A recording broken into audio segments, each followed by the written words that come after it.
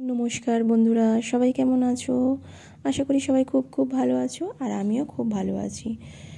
तो आमार देखे मने हच्छे जे चारपाशटा देखो केमन सुंदर सबुज हये गियेछे और कादा कादा भरे गियेछे, कारण कालके भालोई बृष्टि हयेछे और एकटू बृष्टि होलेई एखन आमादेर एखाने रास्तागुलो तो गाड्डा हये गियेछे, सेगुलोते जल जमते शुरू करे और चारपाशटा सबुज हये गियेछे। तो चले एसेछि आरेकटा नतुन रेसिपि निये। देखुन आमी समस्त सब्जिगुलो जेगुलो दिए झोल बानाबो माछे सेइगुलो आमी आगे थेकेई सेদ্ধ करे रेखेछि। जेमन एई झिंगे पेঁপে और आलू दिए और बड़ी दिए झोल करब। तो झोलटा आमी शुधुमात्र नुन हलुद दिए सेদ্ধ करे और नामिए रेखेछि। और कड़ाते आमी दिए दिलाम बड़ी। बड़ी भाजा खेते एमनि खूबই भालो लागे, आमार एमनि शुधु शुधु बड़ी भाजा खेतेও भालो लागे, ताई आमी बड़िटा लाल लाल करे एकटु भेजे निচ্ছি। এবার বড়ি রান্না করতে করতে কয়েকটা বড়ি ফাঁকা হয়ে যায়, কারণ আমি ওইটা খেয়ে নিই। তো যাই হোক, লাল লাল করে বড়ি ভাজা হয়ে গেছে নুন দিয়ে, তাও আমি ঝোলের মধ্যে দিয়ে দিলাম, কারণ একেবারেই আমি ঝোলটা শুদ্ধ কড়াতে দিয়ে দেবো। তার জন্য আমি মাছটা ভেজে নিচ্ছি। মাছগুলো নুন হলুদ মাখিয়ে রেখে দিয়েছিলাম ঝোল বসাবার আগে। তো ততক্ষণে ভালো করে নুন হলুদটা মাছের মধ্যে ঢুকে গেছে। তো মাছগুলো ভালো করে লাল লাল করে ভেজে নিই। ততক্ষণ আমি তোমাদের সাথে একটু গল্প করি। এই যখন বলি না যে গল্প করব, তখন কি যে গল্প করব আমি কিছুই মাথায় আসে না।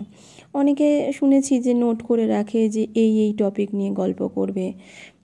আমার আর লেখালেখি ভালো লাগে না, ওই মনে যা আসে তোমাদের সাথে তাই গল্প করতেই শুরু করি। হয়তো তোমাদের ভালো লাগে কিনা জানি না, কারোর কারোর হয়তো ভালো লাগে না।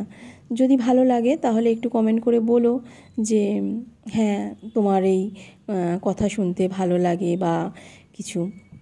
অনেকেই এমন আমার প্রিয়জন আছেন যারা আমাকে কমেন্ট করে জানান যে দিদি তোমার কথাগুলো শুনতে খুব ভালো লাগে।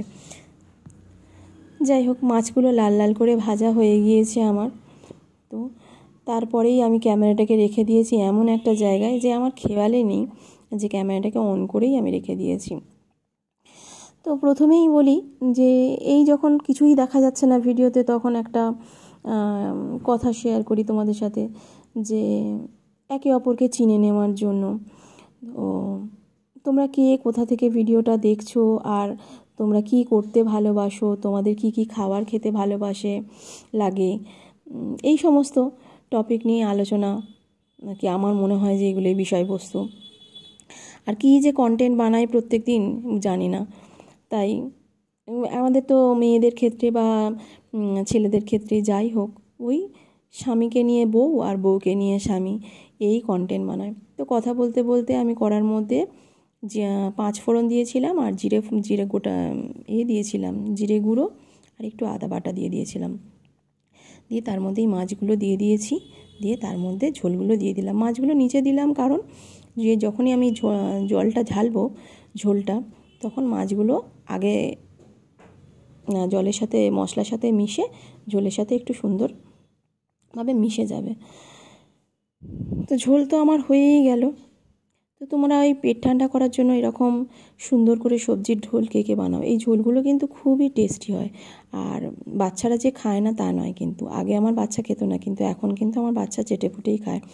আর তার মধ্যে যদি পরে একটু লেবু, তার এই লাস্টে আমি দিয়ে দিলাম আমার যে ঘরোয়া মশলাটা তৈরি করা আছে, সেই মশলাটা তখন একটু ফোটাবার সময় দিয়েছিলাম, এখন একটু নামিয়ে দিয়ে দিলাম। তো ব্যাস হয়ে গেল আমার এই সবজি দিয়ে পাতলা ঝোল। তো রেসিপিটা ভালো লাগলে একটু লাইক কমেন্ট করো, আর দেখা হবে অন্য ভিডিওতে।